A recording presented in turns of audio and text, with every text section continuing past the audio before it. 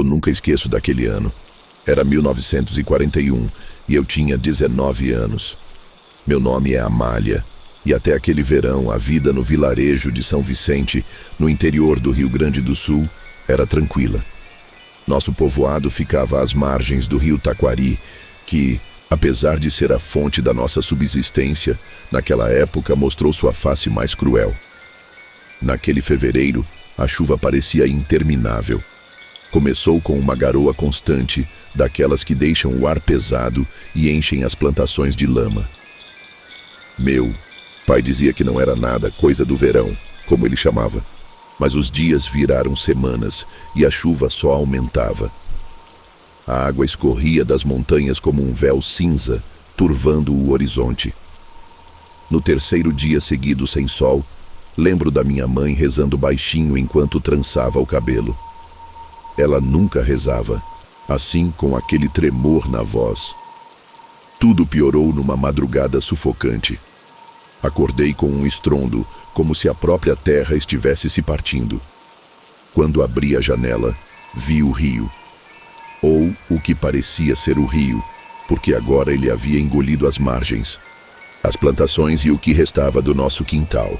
A correnteza estava violenta, carregando troncos, pedaços de cerca e algo que parecia um carroça, mas ao olhar mais de perto percebi que eram destroços de uma casa. O grito da minha mãe me trouxe de volta. Amália, ajuda teu pai. Descemos às pressas para tirar os animais do celeiro, mas a água já estava nos joelhos. As vacas estavam inquietas, berrando como se sentissem algo além da enchente. Foi quando notei os olhos de uma delas, arregalados, fixos, como se estivessem vendo algo atrás de mim. Olhei para trás, mas só via a escuridão. E no fundo dela, o som de algo estranho. Uma espécie de gemido grave que não parecia humano. Quando amanheceu, o cenário era pior do que eu imaginava. A água havia tomado tudo. Casas estavam submersas até o telhado. Pessoas vagavam pelas ruas alagadas, com os olhos perdidos. Algumas choravam. Outras estavam simplesmente caladas, como se o peso do desastre tivesse roubado suas vozes. Foi ali que vi a primeira coisa que não consegui explicar. No meio da correnteza havia uma figura imóvel. Era um homem, ou algo que parecia um homem. Ele estava parado, mesmo com a força da água, e parecia olhar diretamente para mim. Eu pisquei, e ele sumiu. Achei que estava delirando, talvez pelo susto ou pela falta de sono. Mas a sensação de estar sendo observada não passou.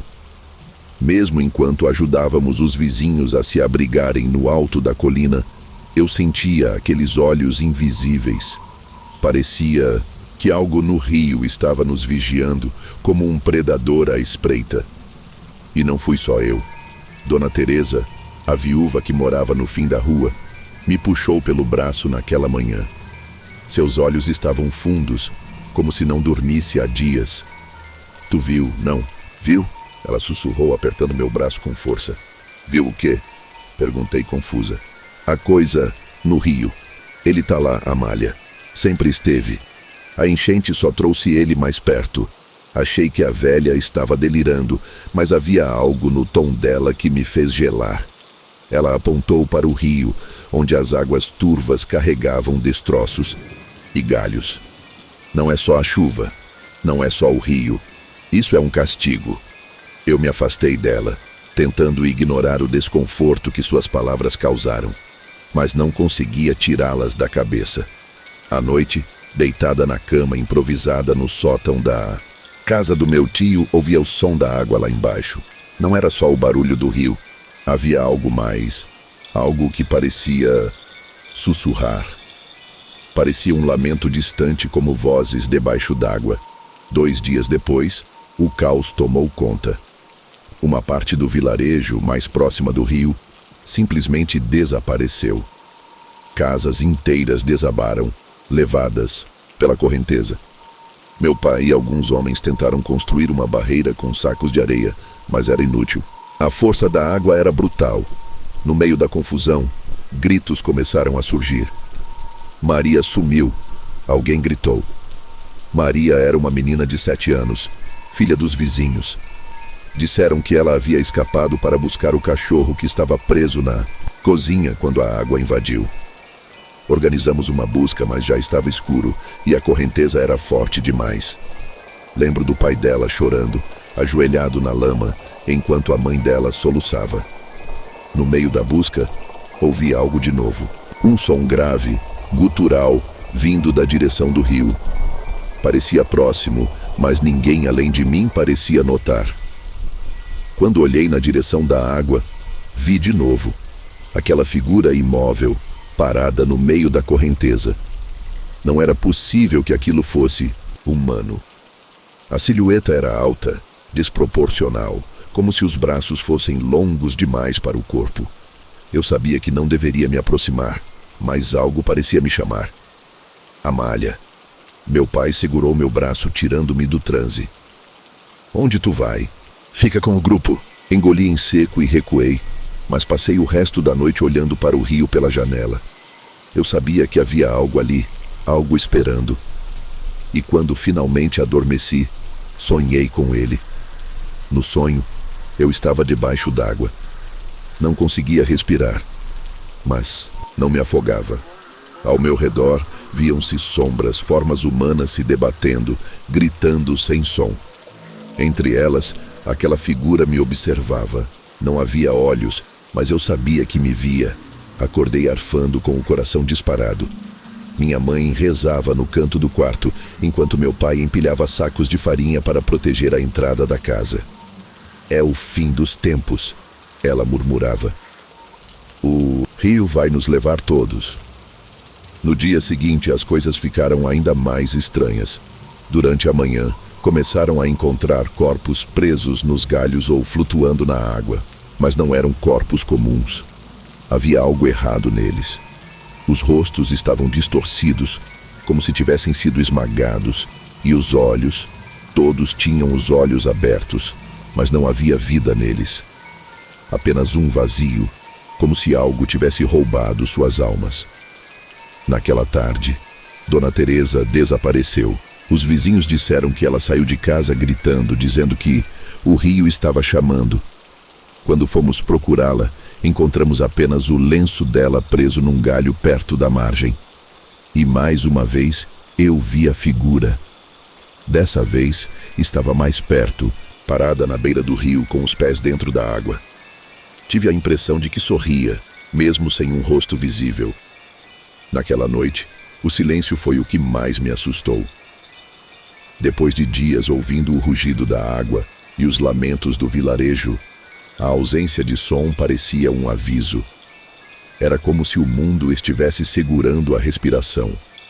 Meus pais dormiam no chão da sala, exaustos, mas eu não conseguia pregar os olhos. O sonho com aquelas sombras debaixo d'água ainda ecoava na minha mente. Fiquei sentada na janela, olhando o rio que brilhava sob a luz pálida da lua cheia. Foi quando o ouvi novamente. O som, um gemido grave, profundo, vindo das águas. Desta vez parecia ainda mais próximo, quase dentro da casa. Levantei-me devagar, sentindo um arrepio percorrer a espinha. Peguei a lanterna que estava sobre a mesa e abri a porta com cuidado. A chuva tinha parado, mas o cheiro de podridão no ar era insuportável. Era como se algo morto estivesse ali, perto, apodrecendo sob a água. Fui até o quintal, onde a água já estava na altura dos tornozelos. A luz da lanterna tremia enquanto eu caminhava, e meus olhos varriam a margem do rio, esperando, temendo ver aquela figura novamente. E então, eu a vi. Estava lá, a poucos metros de mim, de pé dentro do rio, com a água cobrindo-lhe os joelhos. Era ainda mais alta do que eu lembrava, com braços longos que quase tocavam a superfície da água. Mas agora eu podia ver algo mais. Seu corpo parecia composto de lama e galhos, como se tivesse nascido do próprio rio. Minha garganta secou e um frio tomou conta do meu corpo. Não conseguia me mexer, como se algo invisível me prendesse ali. A coisa inclinou a cabeça, lentamente, e então ouvi Não com meus ouvidos, mas dentro da minha cabeça. Uma voz grave, quase um sussurro que dizia: venha. Dei um passo para trás, tropeçando na lama, mas não conseguia desviar o olhar. A criatura levantou um dos braços apontando para mim, e nesse momento tive a certeza de que aquele homem não era algo deste mundo. Era o rio, era a enchente, era a morte, encarnada diante de mim. De repente, senti mãos no meu ombro. Meu pai me puxou com força, me sacudindo. O que tá fazendo aqui fora, guria? Ele olhou para o rio, mas não, parecia ver a figura. Eu gaguejei tentando explicar, mas ele só me arrastou de volta para dentro. Tu tá ficando louca? Quer ser levada também? Enquanto ele fechava a porta, ouvi novamente o som. O gemido misturado ao som da água, mas agora acompanhado de vozes. Eram gritos, lamentos de pessoas. Reconheci a voz de Dona Teresa e até da pequena Maria. Senti meu sangue gelar. Nos dias seguintes, o desespero aumentou. Cada vez mais pessoas desapareciam, levadas pela enchente ou atraídas para o rio como que hipnotizadas. A água continuava a subir, e logo o vilarejo inteiro ficou submerso. Apenas quem tinha conseguido fugir para as colinas estava a salvo. Mas eu sabia que não era só a enchente que os estava levando. Era ele. Na última noite que passei no vilarejo, o som das vozes ficou insuportável. Não eram apenas lamentos, eram súplicas. Chamavam meu nome, imploravam para que eu fosse até eles. Meus pais já haviam decidido que partiríamos ao amanhecer, mas algo me dizia que não conseguiríamos sair. Eu sabia que ele não nos deixaria ir. Por volta da meia-noite, ouvi a porta dos fundos ranger. Levantei-me devagar, com o coração na garganta. Quando cheguei à cozinha, vi minha mãe de pé, com a mão na maçaneta, olhando para o quintal alagado. Seus olhos estavam vidrados, como se estivesse em transe. Corri até ela e a puxei, mas ela não reagia. Mãe, o que tá fazendo? Gritei, mas ela apenas murmurou. Eles estão me chamando, eu preciso ir. Antes que eu pudesse segurá-la, ela saiu porta afora, caminhando diretamente para a água. Meu pai apareceu correndo, mas era tarde demais. A correnteza a levou antes que pudéssemos alcançá-la. Tudo o que restou foi o som de sua voz se misturando às outras até que desaparecesse por completo. Na manhã seguinte, partimos. Meu pai e eu, junto com os poucos sobreviventes, deixamos tudo para trás. Nunca mais voltei para São Vicente. Dizem que o vilarejo nunca se recuperou, que as águas nunca baixaram completamente. Alguns ainda falam sobre corpos que aparecem às margens do rio até hoje, com os mesmos olhos vazios que eu vi naquela época.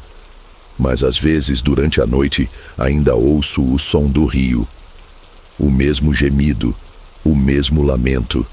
E em meus sonhos, vejo a figura de lama e galhos, com seus braços longos e vazios. Ele me espera.